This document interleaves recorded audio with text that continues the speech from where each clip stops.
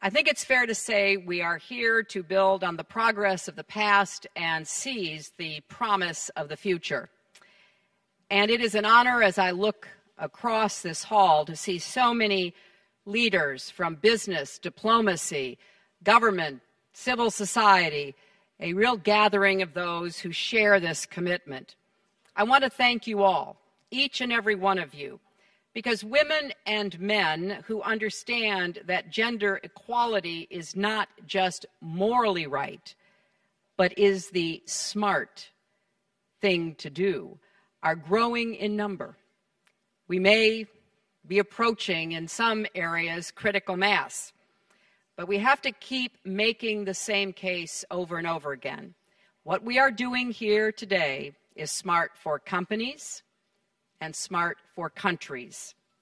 That is the wisdom behind the women's empowerment principles. So thank you. Thank you all for your leadership.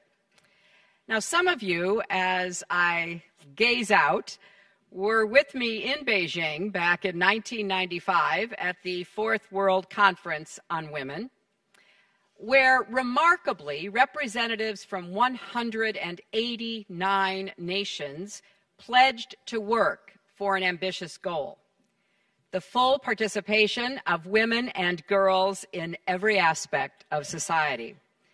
Together, as the Secretary General said, we called out with one voice: human rights are women's rights, and women's rights are human rights, once and for all.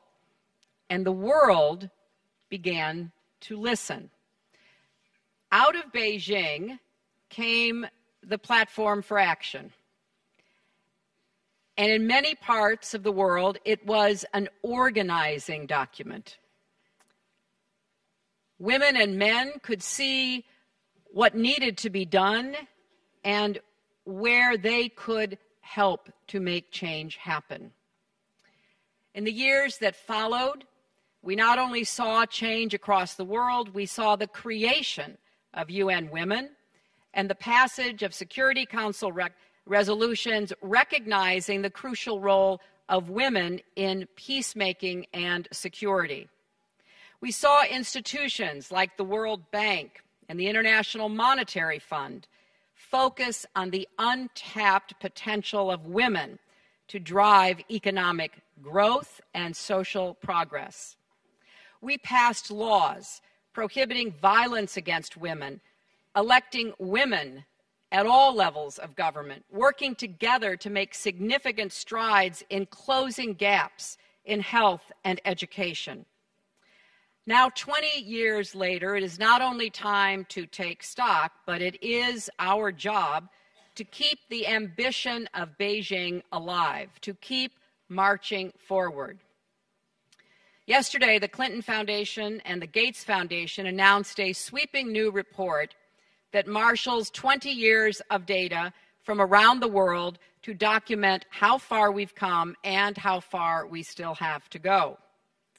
All the evidence tells us that despite the obstacles that remain, there's never been a better time in history to be born female. A girl born in Lesotho 20 years ago could not hope to one day own property or sign a contract. Today she can. If she were born in Nepal or Afghanistan, there was a tragically high chance that her mother would die in childbirth. Today, that is far less likely. A girl born 20 years ago in Rwanda grew up in the shadow of genocide and rape. Today, she can be proud that women have led the way out of that dark time, and now there are more women serving in her country's parliament than anywhere else in the world. Today, thanks to the efforts of so many, women and girls have a much greater chance to live healthy and secure lives. But, and you knew there'd be a but the data also leads to a second conclusion. Despite all this progress, we're still not there yet. We're not there yet when we've nearly closed the global gender gap in primary school, but more than 30 million girls never go on to secondary school. We're not there yet when every year more than 1 million girls are never born because of gender-biased sex selection, mainly in China and India. We're not there yet when, despite having increased the number of countries prohibiting domestic violence from just 13 in 1995 up to 76 today, more than half the nations in the world still have no laws on the books, and an estimated 1 in 3 women is still subjected to violence. All the laws we've passed don't count for much if they're not enforced. Rights have to exist in practice, not just on paper. And laws have to be backed up with resources and political will, with prosecutors and police officers and judges trained and committed to enforcement. They have to be made real in people's lives. As our new report documents, deep-seated cultural codes and structural biases continue to hold back the full participation of women and girls and expose them to discrimination and abuse. I hope you'll explore the data yourself at noceilings.org. It's designed for casual visitors to gain insights quickly or for committed activists and researchers to dive deep. We want these statistics and the stories they represent to open eyes, stir debate, and spur action. So please visit, learn, share, tweet, organize, mobilize. Join us in making absolutely clear that the full participation of women and girls is the great unfinished business of the 21st century, and not just for women, for everyone. We know that the only way to achieve broad-based growth and prosperity in a competitive and interdependent world is to build economies and societies that work for everyone and include everyone. We can't afford to leave any talent on the sidelines. Take the United States. If we closed the gap in workforce participation between men and women, our economy would grow by nearly 10%. And the numbers are significant for other economies as well. That's the power of full participation, particularly in the business sector, and particularly in the formal business sector, where, as the Secretary General pointed out, it can be measured. It can go into the gross domestic product, not just change lives and families, but lift up societies and propel economies. We've proven that progress is possible, but we can't preach just to ourselves. We do have to reach out to men, to religious communities, and, as we're doing here, to businesses, to every partner we can find, and present that evidence. We need a strong goal on gender equality, and we need to integrate gender equality throughout all of the goals of the Global Sustainable Development Goals. It's important to do that because if it's not there, if it's not measured, there will be less of a force behind change. So let us make sure that in the Global Sustainable Development Goals, we zero in on the continuing gaps affecting gender. So from our perspective, now that we look back 20 years, I think we can be gratified that we have stuck together as a world, that we have continued to make the case and found new ways of making it.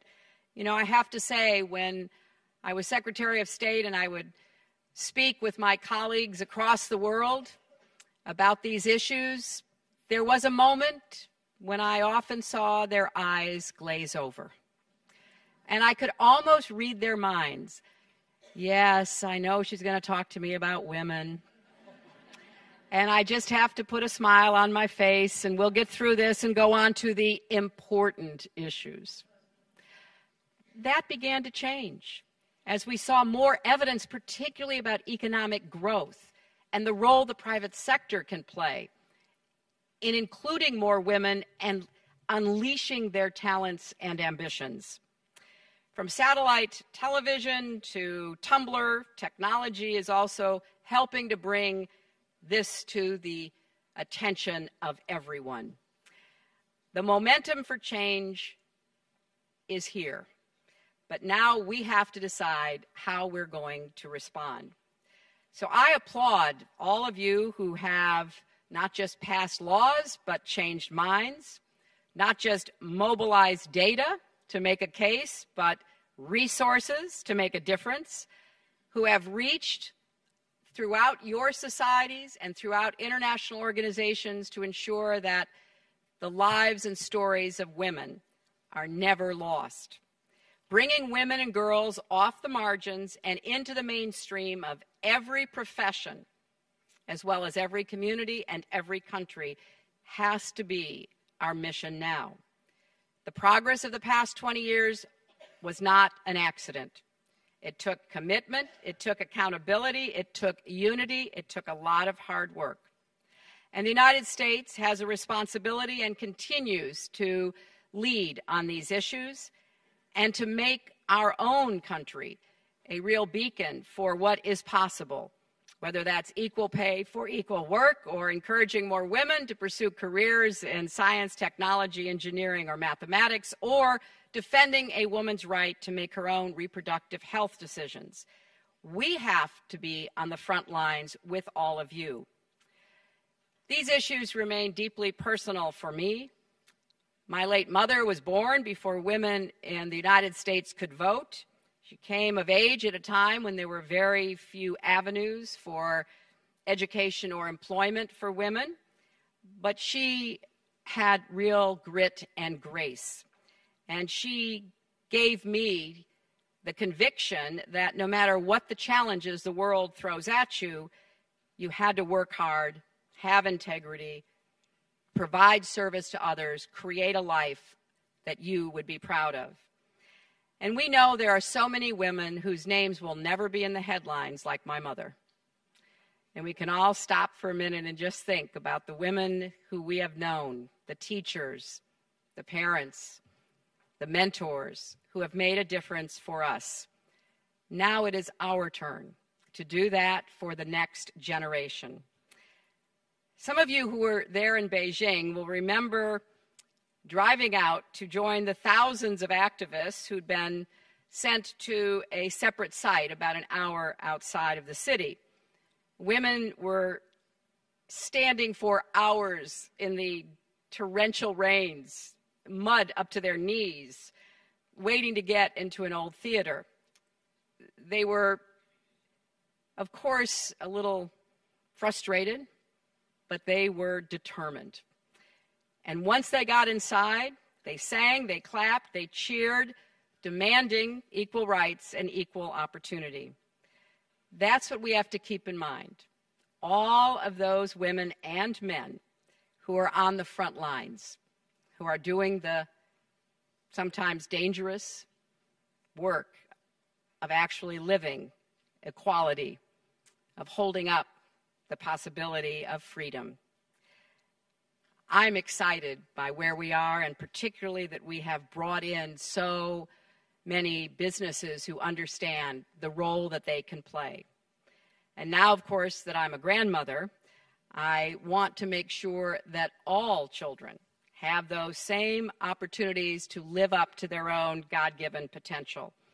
And that's up to us to make sure the world they inherit is worthy of them. So thank you for keeping up the mission. Thank you for having the purpose that brings you here today.